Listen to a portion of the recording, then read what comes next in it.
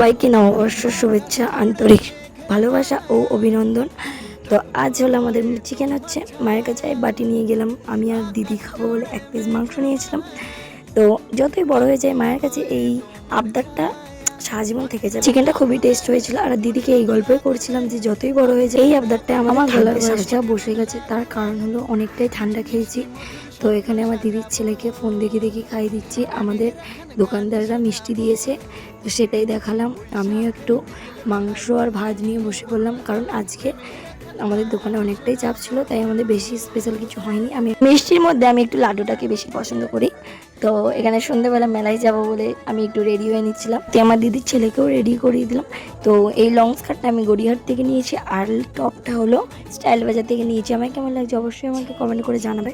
আমার দিদি প্রথমে লং স্কার্ট পরেছিল, তারপরে টপ পরেছে। এইটা নিয়ে 3বার ড্রেস চেঞ্জ করার পরে ফাইনালি ও একটা 3 পিস চয়েস করেছে, সেটাই ও পরছে। আর আমার এখান থেকে কানের একটা ওকে বেছে দিলাম, আমি এখানে ওকে কানেরটা দিয়ে দিলাম। আর ক্যামেরার সামনে আমি সরে যাওয়ার পরে ও এখানে ঢংচং করছিল।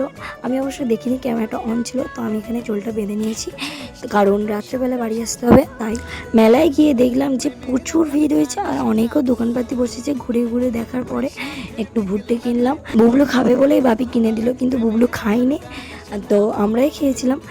মেলা থেকে বাড়ি এসে দেখলাম মা রান্না করেছে, আমি একটু খেলাম, বেশ ভালোই হয়েছে। বাপি হালকাতায় গিয়েছিল, তো আমি এখান থেকে একটা মিষ্টি নিয়ে নিলাম। দেখা হচ্ছে নেক্সট ভিডিওতে, টাটা।